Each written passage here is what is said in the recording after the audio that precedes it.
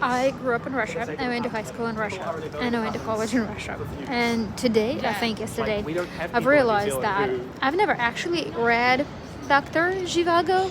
I've never. I watched the Keira Knightley production of it, but I know it's roughly about Russian Revolution. But I unfortunately don't even know much about the Russian Revolution because I was always more into mathematics and physics and geometry rather than history.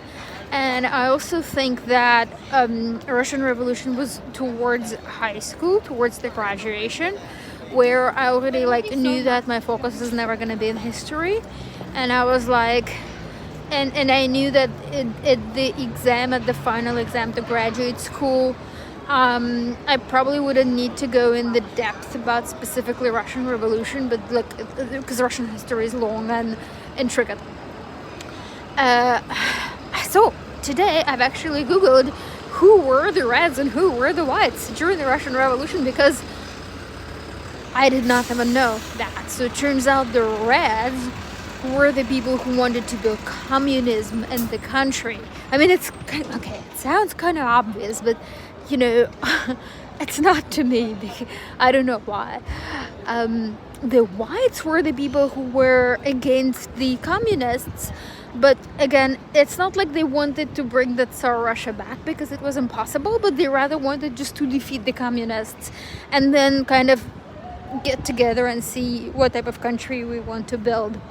And then there were partisans, which I also did not understand, and I had to Google that. So partisans were both red and white partisans. They were like an unofficial army and kind of had their own camps in a forest.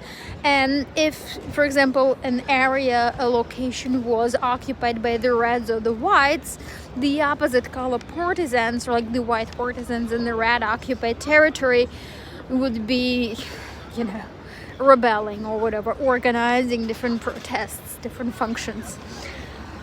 Okay, so, and then there were green partisans who were kind of just village people wanting to be left alone, they didn't want, because there was a white army and the red army, and they did not want it to be dragged in either of those armies. They did not want to be an army at all. They did not want to fight that fight, so they were fighting both the Reds and the Whites for their right to just kind of exist and not fight anyone's war and have their life and have their peaceful life. So that was the summary of Russian Revolution.